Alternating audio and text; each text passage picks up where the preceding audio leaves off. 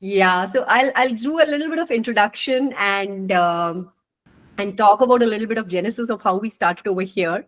So Malini, you and I didn't have a chance to interact. So my name is Malti, and I work as a consultant chief product officer at HerKey, and been in the tech industry for about close to 25 years now. Yeah. Yeah, of building all digital products. So I actually started a podcast of my own about 8 months back, right? And very recently, I was having a chat with our community team talking about International Podcasting Day. And that is where this genesis of, that there are many of folks around us who kind of go through this journey of, okay, where do I start? How do I get Yeah. started? And there is definitely a lot of interest which is around us in kind of learning about podcast, hearing from the podcast, learning from the podcast. So that is where this whole genesis started. And I'm so super glad to have you as our first guest on this series of My Kicks. And I couldn't have asked for anybody better. So thank you again for taking the time out and joining us here today. You can see the house is getting filled up very, very fast. Yeah.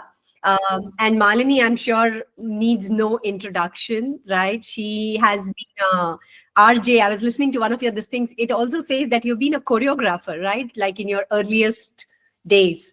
You've been a RJ, you've been a VJ, you've been an author, a blogger, right? And you've been now running your own YouTube channel. You have multiple variations of your podcast, Malini's World, Girls Tribe, and a bunch of other things, right? So amazing, amazing work and a lot of facets, multifaceted, talented that you are. So thank you again for taking the time here. And are you able to hear me clearly? If you could just give me a thumbs up. Just give me a second. I'm adding Danica as the co-host. 1 second, so that Okay. she can also unmute herself. Okay.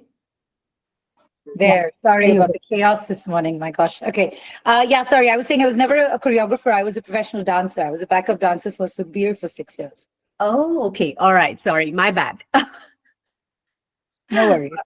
All right. So thank you, Malini, for joining us today. And as I said, I was talking a little bit earlier about the genesis of this whole podcast. And today, what we wanted to kind of get your expert perspective of is that how does one get started on the podcast? And I have a few questions, on there.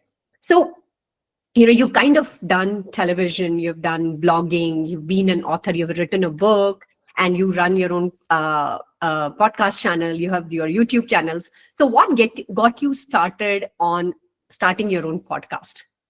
So honestly, I have a very long history with the audio medium because I was a radio jockey for 9 years of my life. So I think what I really like about the podcast medium is it really gives you the freedom to express yourself, and there's a lot of theater of the mind, and it's kind of like it's become a global phenomenon. I think for me it was always about being sort of platform agnostic and being everywhere, whether it was digital or in the tell as a host or as a in the audio format. I think what's really interesting about podcasting now, it's become something that becomes kind of a multitasking kind of practice, that people can listen to what you're saying on a podcast while doing other things. And I personally listen to a lot of podcasts when I'm working out, or I'm even about to go to bed. So I think that's kind of where it came from. I think for me, I really liked the idea of being able to do the video podcast. So you have, both options. So I mean, if you think about it, pretty much every piece of content that we have has been shot or formed in a way that could be turned into a podcast as well. And looking back at the kind of shows that we've done, even the Girl Tribe show that I did was kind of lends itself very well to a podcast, kind of format as well. So I think that, I didn't specifically think about starting a podcast until many years on, when, I'd already started the blog and I'd done some television. The first one I did was with Sav, and it was called Bollywood Plus, because people love Bollywood all over the world. And it was kind of a podcast that captured all the interesting highlights of what's happening in Bollywood during that week. And that did pretty well. In fact, it was, we advertised it all over the US as well, because they tend to get less exposure to Bollywood content outside of India. Yeah, that's right.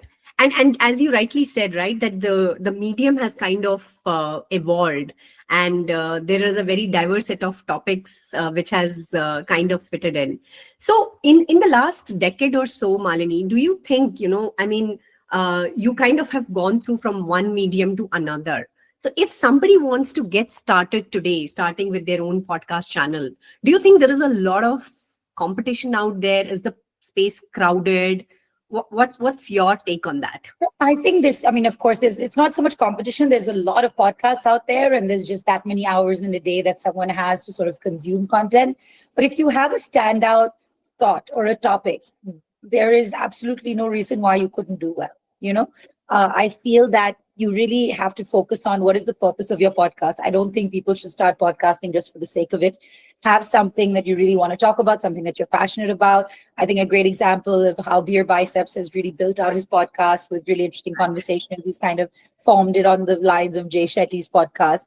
So I think it's really about having the right thought, the right premise behind it, and having interesting voices that contribute. I mean, I think some of the first people who did this really well are people like Howard Stern. He was known as the shock jock, and it was more a radio thing, but that lends itself very well to a podcast, and now he's known for that. Internationally, there's so many people who do this really well, and you don't have to worry about there being too many other people out there as long as your topic is interesting, your guests are interesting. I think now there's also a lot of podcasts that are specifically towards the genre of fiction or horror or comedy. And all of those work really well too. So I think you really have to kind of find your niche and go from there. Yeah, no, that is correct. In fact, very recently I heard about a podcast called Desi Crimes, it seems, which is all about true crimes. I mean, I haven't listened myself, but I think I can imagine that would do really well. A lot of diverse genres which are coming on, right? So, yeah. So going back to, your own channel, your own podcast, right? How do you, like, when you are thinking about, right? And actually, if you ask me, a lot of people, you spoke about if you get interesting guests, you have interesting topics, if you have, sometimes niche or maybe sometime for masses. Now, I would like to, probably ask this question back to you, right? You kind of cater to a very diverse set of topics. So when you are thinking about themes, what is your approach? How do you approach that thought process? So I think that even though my larger content probably, appeals to a much wider audience and it's everything about Bollywood, I wouldn't do just a generic Bollywood podcast. I would do something that's a little more specific. And I think with podcasting, it has to be a little more personal. So the kind of topics or conversations that I've sort of had, I started, doing things like whether it was in the Girl Tribe focus or specifically if it was a Bollywood news kind of update. There's quite a few that I've, always been workshopping and looking at doing.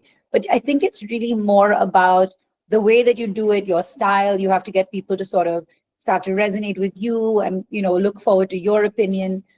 So I think for me, it was really about trying to build a relationship with my audience that, feels genuine, that it's a two-way conversation. I think more and more now, the good thing about social media is it's not a one-way street, right? You can put something out, you can ask for a lot of feedback. Every kind of series that we do, we're doing one called Threads Talk now, where it's kind of a deconstructed show. So the show is posted on threads as small question bits with the celebrities, and then people interact back, and then we post the answer. So I think it's really more about understanding what is your niche, what are the things that people are interested in. For me personally, I think the next podcast I would probably look at doing is something related to boss ladies or entrepreneurship or helping small businesses, and kind of, if you really laser focus on who you're trying to talk to and who you're trying to help, then of course larger audiences may listen, but you have a very clear idea of who it's for. Yeah. So basically start with who is your target segment. What are their needs? Who's your ideal listener? Yeah. Yeah, that's right. And I really love the aspect which you talked about, right? It is not like a rapid fire Q&A session, but it is genuinely about a conversation. Having a conversation, exactly. Yeah, that is great. So when you're when you as you said, you have kind of, within for example, the film industry or the Bollywood, there are again a lot of diverse topics over there, right? So Going a little bit more deeper about the conversation part or building that relationships part, right? What are some of the tips that you have to keep the conversational very fresh, right? And to keep the conversation going and very genuine. How do you anchor that? So actually, I got a piece of advice once from Karan Johar when I was asking him about how he's such an effortless interviewer.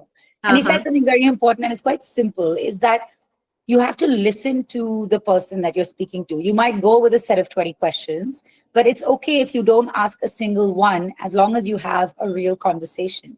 So your question, your follow-up question should always be based on what the person said before. Otherwise, it's, like you said, going to feel like a rapid fire, and then there's no point to that.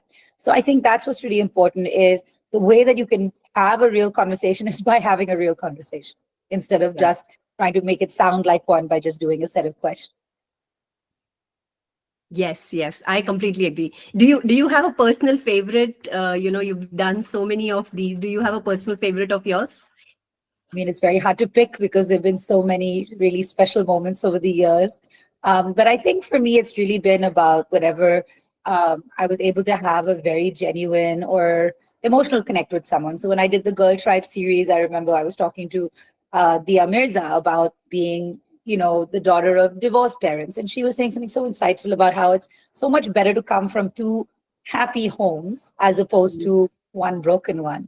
And similarly with Sushmita Sen, she said the most incredible thing. We were talking about adoption because she, of course, as you know, adopted both her daughters. And I was saying, a lot of times people, unfortunately, in our society say things like, "Tumhara khoon nahi hai," and things like that when you want to adopt, right?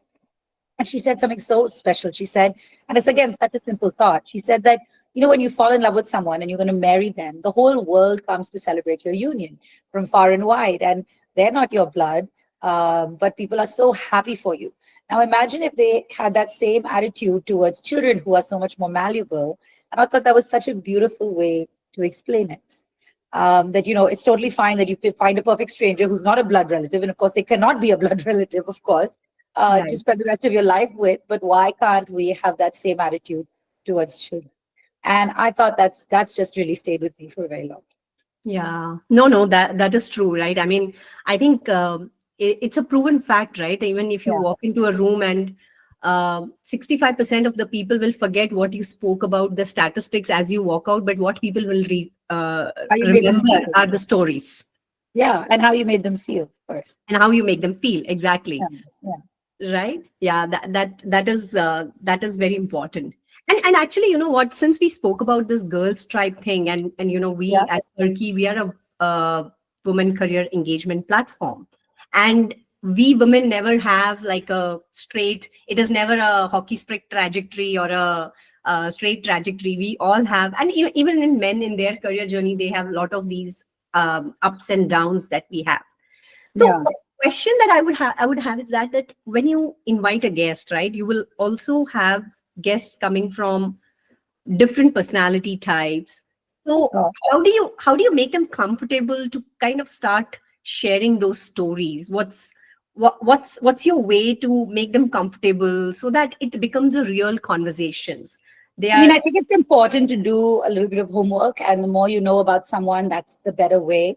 Hmm. Also, before you start your podcast, instead of just jumping into it, it always helps to do one feeler conversation. If you're going to have a new guest, set up a 5-minute call that's offline where you can just sort of chat and have a little brief about, hey, this is what I'm going to talk to you about. Is there anything? All the best hosts do their homework.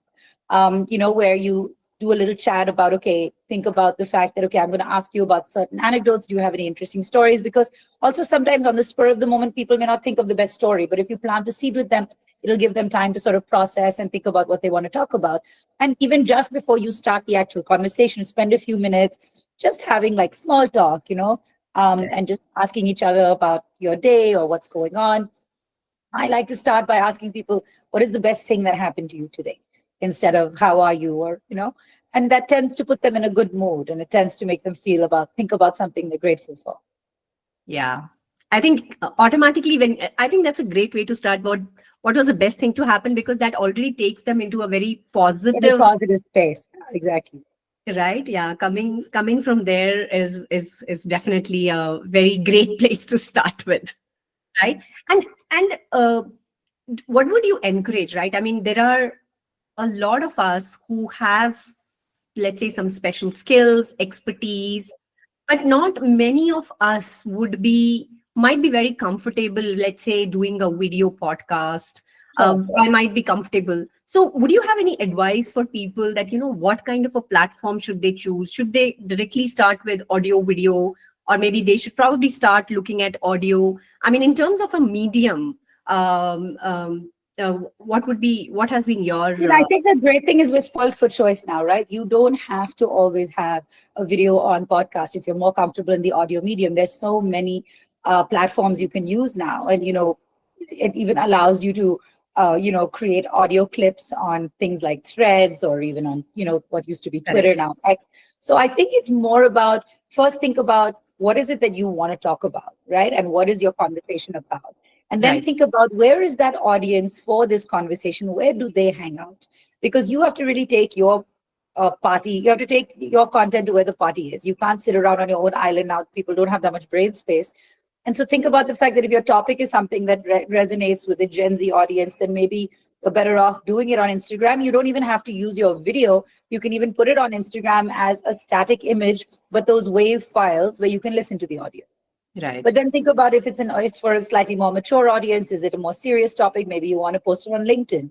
I believe in posting things everywhere in small bits and pieces, but having a home base. So I think it really varies. I don't think there's one hard and fast for everyone. Don't feel that because you're not comfortable in front of the camera, or, and I know it's a pain, put on hair and makeup every day to do that. So if you're not comfortable doing that, it's fine. Just use a nice picture of yours that you like, or create a nice graphic. Now with ChatGPT and Canva, you can literally make anything, and just upload the audio there. So, but think about what you are talking about and where that audience lives first and foremost. Yeah, no, that is absolutely right. I actually want to share a small anecdote, and I have a follow-up question on that, Malini. Yeah. So I decided to start. So mine is maybe not so fancy. It's a slightly boring topic of how do you build digital products, right?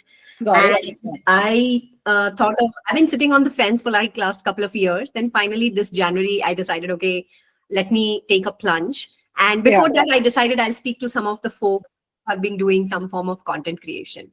And there were some very good well-wishers, but who were very, very, very not so encouraging, saying that, there is a delusion of content out there. It is very, very difficult to stand out. It is a very, very, very difficult to get stickiness with your audience, grow your audience. So when somebody is kind of on this fence and thinking about it, especially from a growing up the audience, getting feedback from them. If today now I come to you, Malini, what would be your thought process in terms of finding my audience, growing my audience? How should I approach that?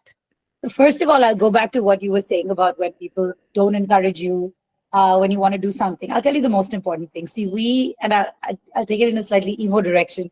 We have all gotten so caught up with work and success and power and number of followers and these statistics. They don't really, in the larger scheme of things, mean anything, right? You really need to do things that make you happy. And, we lost such a incredible personality today, unfortunately, Mr. Ratan Tata, but he really lived by the idea that if you want to walk far, walk with people. If you want to walk fast, walk alone. And he always really believed in the fact that the most important thing is your happiness and the happiness and, the joy of the people that you love. So now if you look at things through that lens, and if something makes you happy and the idea of doing a podcast or starting something makes you happy, don't worry that other people are doing it too. Do it from the lens of you want to do something, it brings you joy, and that's something that you really want to do, and just go with it. There's another amazing internet sage, I think Jen Gottlieb, and she says the same thing. She goes, it's not for the lack of knowledge or the lack of expertise. It's because if you really want to do something, just begin and learn on the way. And I've always believed in that just jump in and figure it out. And when it comes to building an audience, if you have something of value that you genuinely believe in and you're passionate about and you're talking about, there will be an audience for it. Maybe it won't be in the millions that other people have, but you don't need to be in this race with anyone aside from yourself. So as long as you have more listeners for your second episode than your first, you're on the right track. Oh yes, oh yes. That kind of resonates so much, right? I mean, if yeah, that's right. If there is one person out there listening to it and can appreciate the content, and can come back and give you feedback, I think you're still on the right track. Exactly. Yeah. Yeah. So if I just go back, and this might be useful for folks who are kind of thinking about it, is that when I started, it was more like a do-it-yourself project, right? I have it was a lot of learning for me. How do you use a video editor? How do you record it? What kind of instruments, gadgets that are needed, and then slowly moved into finding an agency that would help me with a little bit of editing and things like that. And super happy to say that now looking forward to do a offline version of the conversations. So yeah. So is that something that you have seen in terms of the audience reactions if you would have done something online or purely audio versus offline, in terms of the the feedbacks that you have got? Is there any stark difference that you have seen in your journey? So the big difference is that in a room full of people, if you are in a room and 50 people are in the audience listening to you with rapt attention, it's a very satisfying experience. But if you're online and only 50 people are listening to you with rapt attention, it doesn't feel like it's enough. Right. And I always encourage people to try to do things in person or IRL, because you will start to see the value of even one person's, undivided attention. And if you think about it, like an Olympic size stadium, it's 66,000 people. That's a lot of people. Yeah. But when we think about an influencer with 66,000 followers, we don't think that's a lot of followers. Yeah. So there has become, and I've written my second book under the influence on this very topic, that there has become this greed and urgency for collecting numbers, but these numbers don't really mean anything. And because they don't mean anything, you can never have enough of something that is zero. It'll always be multiples of it will always be zero, right?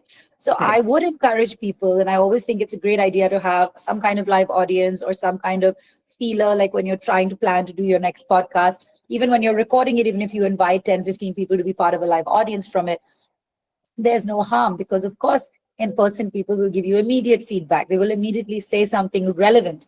A lot of times when you're online and you post something, you'll see if half of the comments will not be relevant to anything you said. They might be, oh, come for my zodiac sign, or here, come get your, Instagram, get more followers, because that's just the nature of the medium.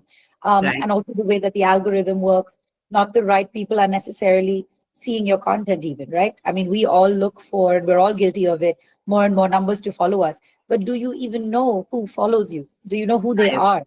Nobody knows, right? And so now I actively, and again, I wrote about this, is when I used to feel this slump of not having enough followers or not growing fast enough, I would take the time to go and read the profiles or go into the handles of the people who do follow me or who have commented, and get to understand who they are, what motivates them and what interests them. And that already helped me sort of hone my content and get more people like that, as opposed to ignoring those 10 who had left a comment in the hunt for others who maybe the things I'm speaking about were not even relevant to. Oh, wow. Yeah. And that kind of truly underlines the thought, the first initial thought you said, that do it for the passion, right? So do it for the passion, and do it honestly if you have to be honest with yourself. And this is something that I think over the years of writing and my second book, I was able to process this thought, is that think about the fact that all of us complain constantly about not getting enough social media love, not enough attention for the things we put out that we worked on so hard. And then when someone does comment, what do? We just hit the heart button. How often do you find yourself writing a meaningful exchange in your comments with the person who left you a meaningful comment? Do you ask them a follow-up question? Do you say anything to them that will continue a conversation? Or are you subconsciously trying to end that conversation so you can move on? and you don't have to make too much of an emotional or mental or time commitment to that person whose attention you wanted to begin with. But we want more attention. So here's the rub, is that if you want meaningful connections and you want meaningful adulation, you have to put in the work yourself, just like you do in real life. If I want the 66 people who are listening today to be interested in what I have to say, then I should be willing to have an individual conversation with each one of them and say that, okay, what motivates you? How can I help you? What are you interested in about? Because everybody is the main character of their lives. I'm supporting cast. I'm a supporting cast person on their screen today when they will go on to have the rest of their lives. So it is kind of rich of anyone to say that I should have gotten more for the effort I put in. How much are you giving back to those who are paying you attention? Yeah, it's just how much can you kind of emulate the online if you would have done this in person, right? If somebody would have come to approach you and said that, it was a great talk. How many people can you, and then that's exactly the point, is that, and there is a concept called the Dunbar theory, and I wrote about it, and ironically it ended up on page 150 on my book.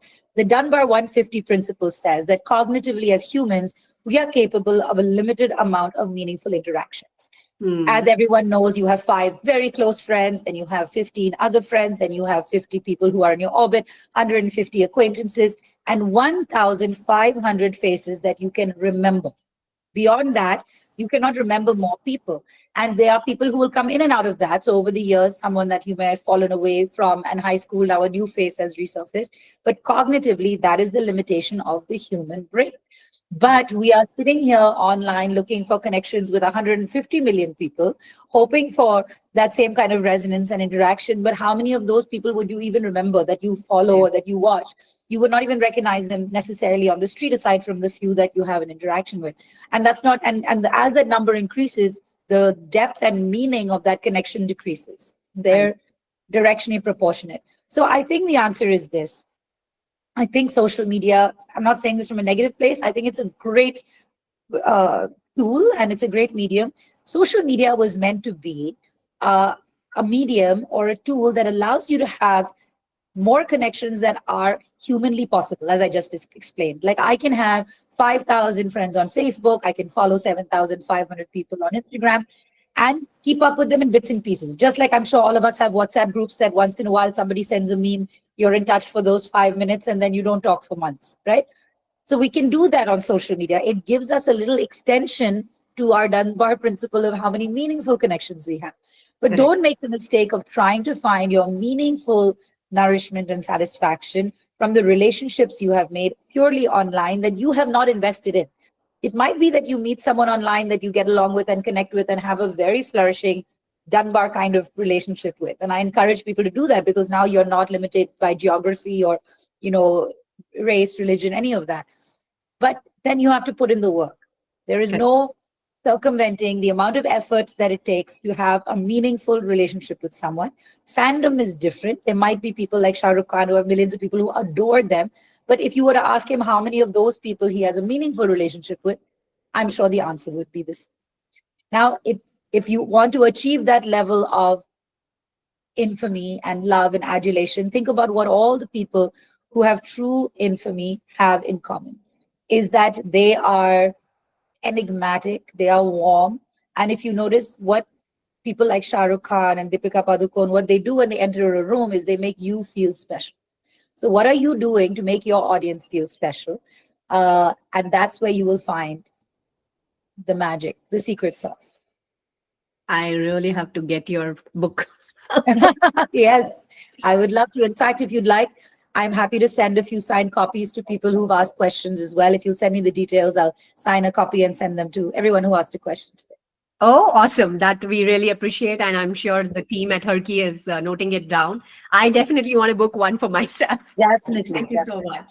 Yeah, but what you said just made more so much sense, right? I mean, it is about human relationships. It is about having those meaningful, deep conversations. While social media could be something where it started, but you still need to continue to invest where you see that, you would like to collaborate, you would go more deeper. And that is how you can sustain it.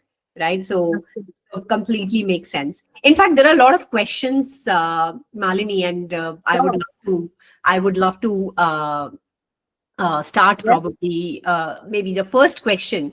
I think a lot of us, especially when we are on the initial journey of starting our podcast, there is definitely a lot of advice that comes from our well-wishers. But somebody, an experience like you, is there any initial set of equipments, tools that you would recommend to get high quality audio and production?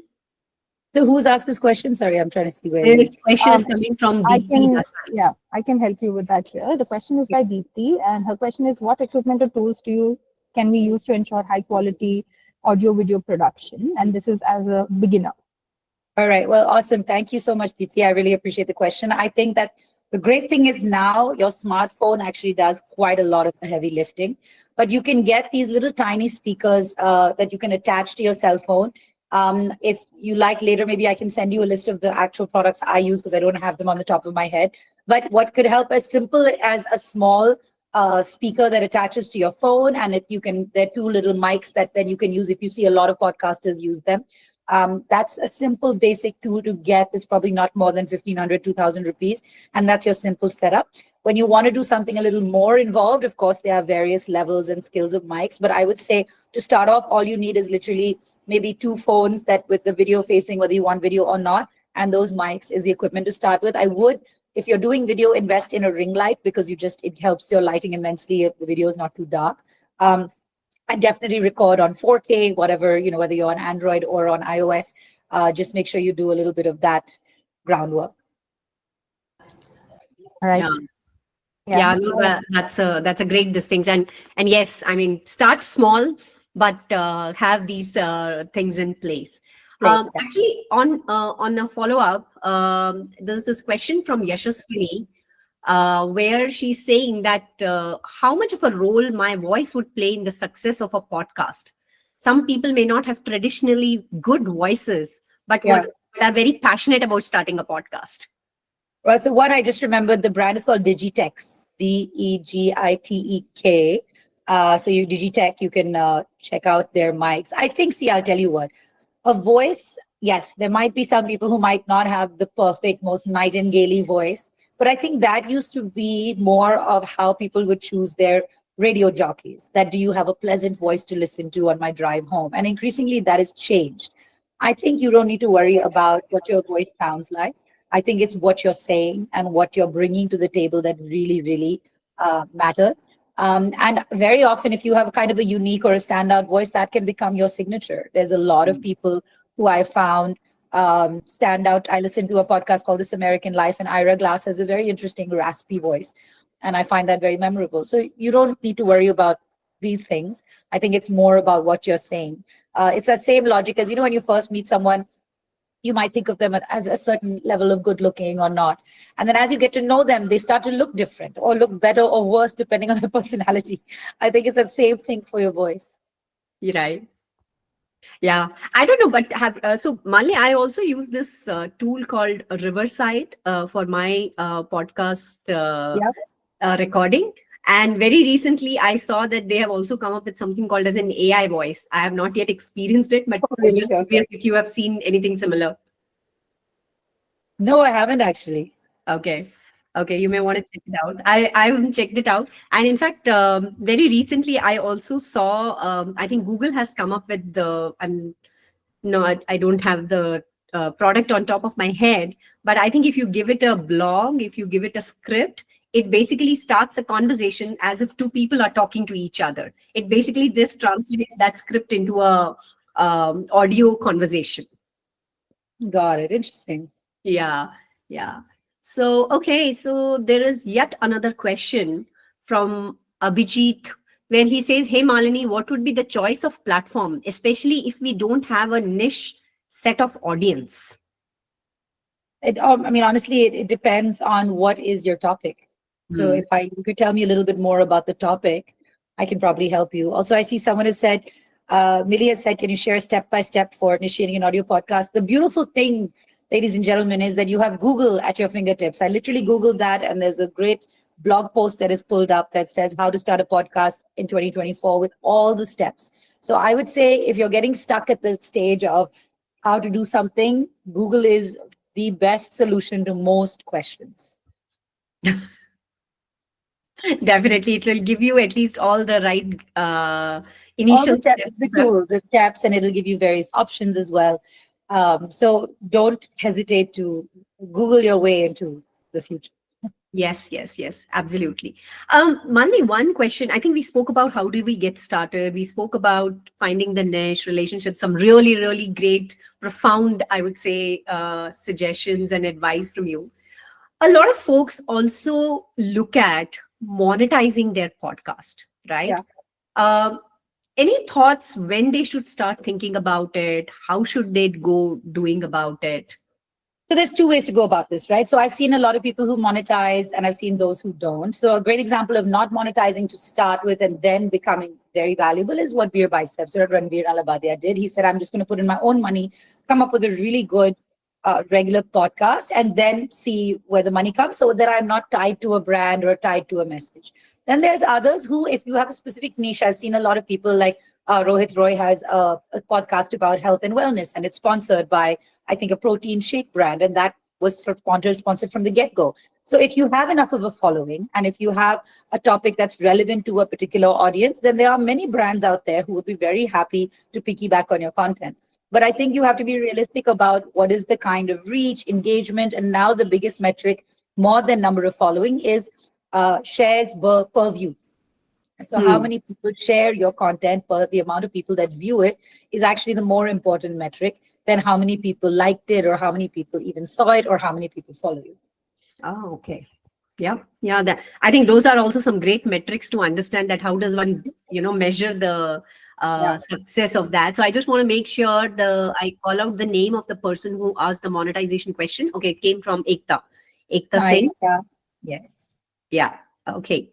Then give me a minute. Nivedita, can I have a podcast without any specific niche where I address various different topics and types of guests? What would you say I about think you absolutely can, Nivedita. I think that a lot of people do that, but I think that it would be kind of a slice of life. But even then, you should probably find a common thread that runs through it. So, is there something in the lifestyle space that you're approaching simply because if someone hears one particular episode that they really love because you maybe talked about a certain aspect of life, and then the next one is completely different, you're not going to be able to really build a fan base because then it'll be like listening to two different podcasts. So, that? I think it's okay if it's not on a very micro specific topic, but there has to be something that ties it together. Is it done in a particular style? Is it with a certain type of guest? Is there a format that you use? Something that even if like blindfolded, like if I was actually only listening and I didn't see the title or the name, would I know that this is part of the same show? Right. How much role? I mean, I think this is something I keep discussing with my agency also, Malini. What is your take? The role of, let's say, the title. For example, should it be a very controversial or a clickbaity Clickbait. title versus I don't think so. content? I mean, I think clickbait obviously does work, and I'm sure that we've all been guilty of using those in the past.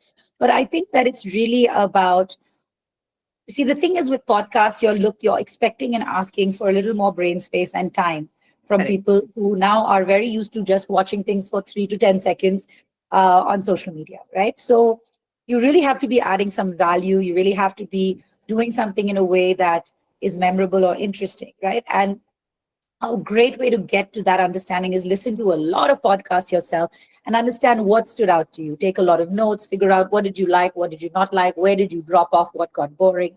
The thing is that with podcasting, it's long format content. So it gives you a little more breathing room to take a breath, to pause. And the best lesson I ever learned about, radio was it's the silences that do more impact than the speaking bits. So I think it's really about understanding what the topic is about. It might be that the kind of content you do lends itself very well to fun puns. Like I said, This American Life, all their titles have really funny puns. Okay. Um, it might be that in some case, a sort of shocking title will work. But I think more often than not, whether you have a shocking title or not, even if you get that first click in, the real value will be how long and how often people listened and how much they came back. Because you might get someone through a clickbaity title, but will they stay to listen to the whole podcast? Did they knock off after the first 5 seconds? So I would Mm, spend more time thinking about what is the meat of the podcast than the package. right. Yeah. Makes. That's right. All right. So there is another question from Nandini. She Yeah. says, I am not confident in asking questions. How can I improve my knowledge to better engage with people and ask about their experiences? So I actually, Nandini, great question. I think a great way to think about this is that very often when you meet people, even in a social setting, they will ask you a question because they wanted to answer it themselves.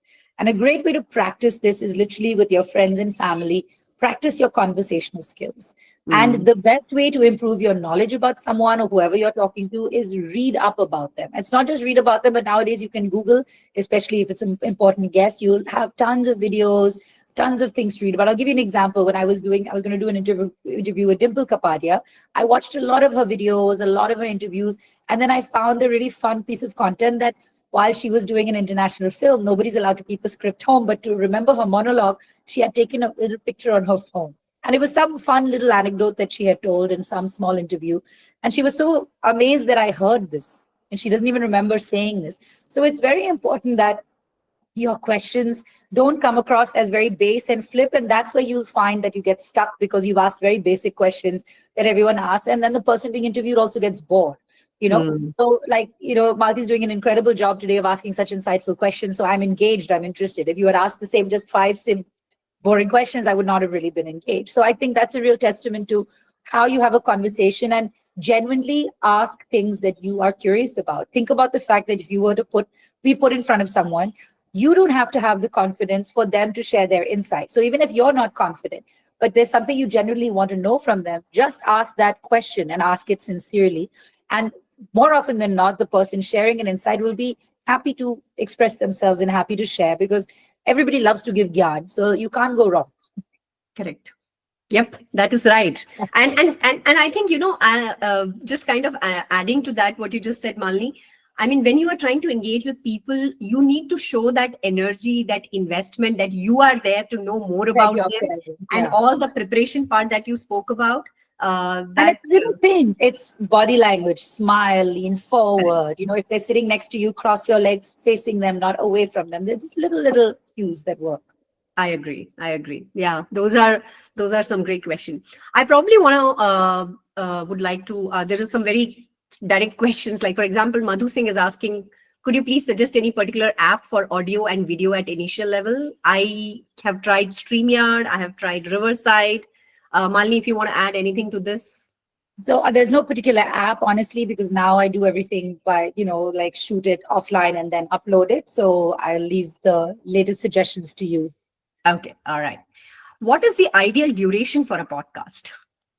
Great question. Again, I think that people again, it's long form, but don't go crazy with the long form. I would say a 20 to 30 minute is plenty. It used to be sometimes 45 minutes, 2 hours, but people just don't have that kind of time. Maybe do a smaller cut and then have an extended version for those who are true fans. And then definitely have a 1 minute teaser or a 1 minute sort of it's almost your elevator pitch. So if you notice all podcasts, when they kick off, there's a 1 minute or a 30-second trailer that tells you the best bits of what to expect. Yeah, that's right. And I think one of the things which you said earlier, right? Like have your home base of the content and you Yeah. can create these snippets, and actually a lot of these editing tools which you can do all by yourself, including Riverside, lets you create these 1 minute, for the shots, or for 3 minute videos. It lets you create those content, which can eventually lead to the long form content also. And there's one thing that I would actually recommend now that I think about it. There is one platform that I've used quite a bit is Hubhopper. And they actually help you set Okay. up your podcast. They also help you create, the imagery I was talking about. You can upload an image and you can add a WAV file. So I've done a lot of work with Hubhopper and they're actually very, very helpful. Mhm. So also one other help I can offer to anyone here, and maybe HerKey can help enable that. If anybody wants to start a podcast, they can write to me and I will connect you to the people at Hubhopper, because I know the founder very well and he's very, very passionate about helping people start their podcasting journey. So maybe we can just sort of set up a channel for anyone who wants some help with this. Awesome. I think that's something people should bank for. Thank you, Malini, for your generous No problem. this thing. All right. There is a question from Colleen. She says, how do you stay consistent in your messaging across platforms? Getting your tonality on audio to match with text, video, and other platforms can be difficult to get right. I think that's a wonderful question. I think it's a great question. I think, again, I think the KISS rule applies here. Keep it simple, stupid. Don't try to overproduce it. Don't over busy it with too many fonts and too much text. I think if you look at the brands that globally have stood out, are the ones that have one simple eye-catching logo or one title. And then, the way to stay consistent is match the aesthetics, right? So whatever the colors are, use them consistently across. If it's a very serious podcast, then maybe use the colors that are more fitting for that topic. If it's a sporty podcast, then use those colors. There are certain colors that are known for, certain emotions. The reason Facebook is blue is because blue is supposed to be the color of trust. And that was the logic that went behind it. And there's a lot of color research that you can do. And I'm sure nowadays with ChatGPT, if you give it the right prompt, it can suggest all of that for you. If you say, ChatGPT, I'm starting a podcast, this is the topic, this is going to be the tonality, what kind of logo and what colors should I use in my messaging, it'll give you all the answers. Yeah, that's right. And since we're talking about, the growth part also, Malini, do you have any recommendation in terms of, the social media? Because typically the kind of audience that you have on Facebook versus Instagram versus LinkedIn or YouTube, should a person stick to like one social media platform to kind of, from a growth perspective, or they should kind of go for all the platforms? Any? I think that you should find at least 2 or 3 platforms that you can consistently grow. Great example and reason for this is, look what happened to TikTok.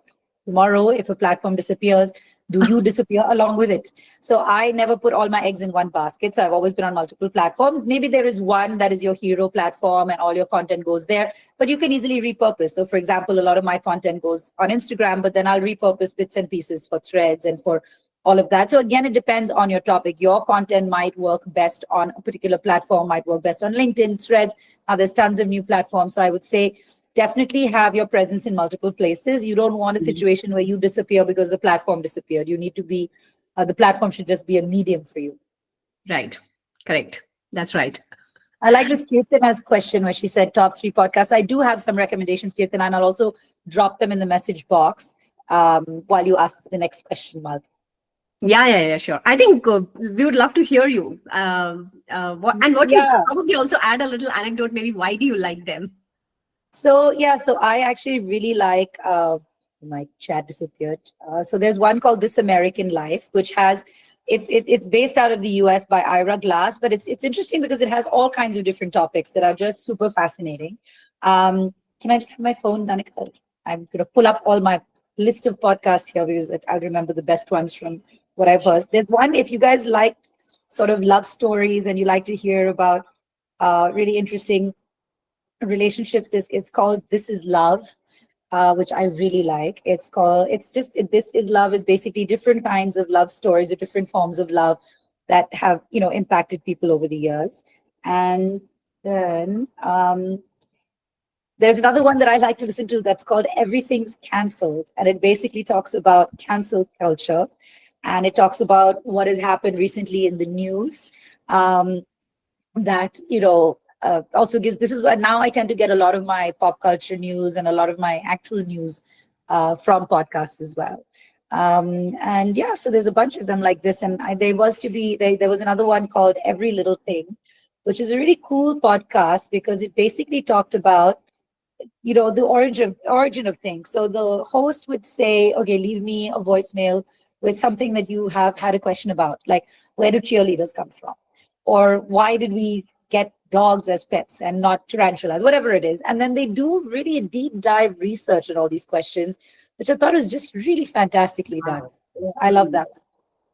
So this is like they are getting the topic of interest and the questions directly from their audience. And that's a great way to do it. Yes. Actually, that takes me to one more angle that I would like to bring in, right? You've done the whole girl stripe thing, right? One of the great ways of leveraging a podcast could be also to build a community around that, right? So how did you go about doing it, or what would be your advice if somebody wants to go towards that direction?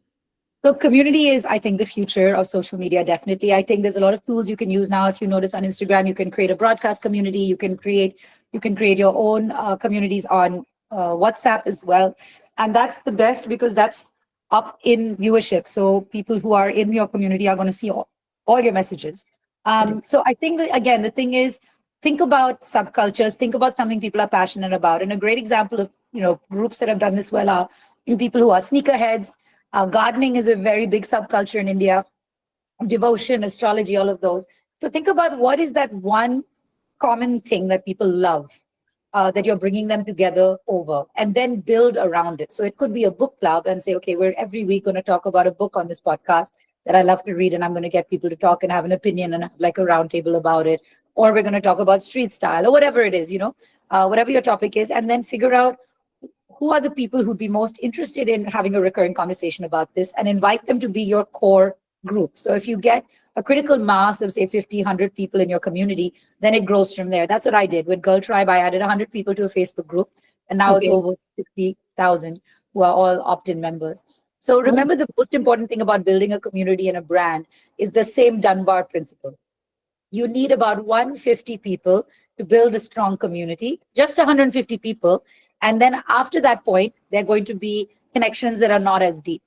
And if you think about it, most weddings are 150 people. Most cults are 150 people, because that really is that secret number. And so I would encourage everyone to start looking at things from that lens. And as I said, everyone who sent in a question, and I'm actually very happy to send anyone who's really interested in a copy of the book, a copy of my book. I really unpacked this theory in that book. So if it'll help you, I'm happy to send you a copy. And really think about it from the other sense. A podcast or a medium that supports a podcast is not about shallow listening, viewing, or absorption. It's about something deeper. So what you really need to do is deepen that connection and spend the time on it. And don't worry about quantity, worry about quality. Yeah, that's a wonderful one. So is there, I think you kind of really, really summed up, and I know we are another couple of minutes left. But since we spoke about the community part of it, the 150 numbers, I think that's the magic number. One follow-up question from my side here, Malini, would be, I mean, I think in any thriving community, engagement is a very, very critical piece, right? And so that everybody finds value over there. So if I want to build a community, what should be the frequency of, let's say, posting on that or creating new type of content on that? Is there a So I'll tell you, there are two things. A community is not just about you. And that's very important to remember, that a community is not one-way communication. So if you look at the Girl Tribe community, there are about 200 comments every 12 minutes. And I'm not starting every conversation anymore. So it was that I actively used to put up stuff, at least 1 or 2 posts a day. And now the community engages with themselves. And that will allow the community to talk as little or as much as they want to. I think from your part, you should add some value every day with the post and be recurrent. Don't flood them, and definitely do things that are of value to the community. And of course, all the women in the group are welcome to join. It's called Girl Tribe by Miss Malini. It's on Facebook. That's also a great community if you want to engage with other people who are actively, going to help and support as well. They all support each other. And I know I haven't gotten to all the questions today, but what I'm going to do is I'm going to put up a post on my Instagram at Malini Agarwal. And if anybody would like to leave a question there, I will definitely come back and answer it. And then you can also let me know if you would like a copy of the book or be connected to Hubhopper. I'll do that through HerKey as well. Cool. Awesome. Thank you for that offer, Malini. And I'm sure a lot of them are going to circle back on your handle and respond to that. But I think this was like literally a power-packed last 1 hour. Thank you. I know it started off a little bit dodgy with the connections, but it all worked out well. And thank you everyone for the love and for staying through the conversation. That's a good sign. Yes, absolutely. And thank you for taking the time out at a very short notice and, sharing some really wonderful nuggets. And I'm sure, we are going to see much more engagement. A lot of people, I would assume, I'm going to join the Girls Tribe. Yeah. Yes, and congratulations, Malthi. You're an excellent host. I must congratulate you on that. You did a great job. Thank you so much. Means a lot coming from somebody like you. All right. Thank you, everyone. Thanks for watching. Take care. All right. Thank you. Bye. And thank you, everyone, for staying through. And hopefully to see you all again in the next episode. Bye-bye. All right. Before we wrap just have a quick request to all of you. I've posted a link in the chat box and would love to hear from you if you'd like to be part of more such sessions and would like to get an invitation to attend some of our exclusive sessions. Please fill in the form below. And for those of you who would like to maybe host a session on HerKey, I'm also dropping the link here in email ID in the chat box. You can also write to us groups@HerKey.com. So please feel free to write to us and also fill in that form. And yeah, see you again. This is the first episode of Mic Exchange with Malthi, and we already have our second guest coming and joining us next week. So please make sure to check it out on the platform. And yeah, drop a message or a hi to Malthi on HerKey. Yes, and you can also check out my episode called Product Talk with Malthi. It is for anybody who loves to build tech products. So lovely. Thank you, Marissa, for hosting this and some really brilliant and engaging questions from the audience. So we look forward to hosting you all next week with another fantastic speaker. Yeah, thank you. Bye-bye.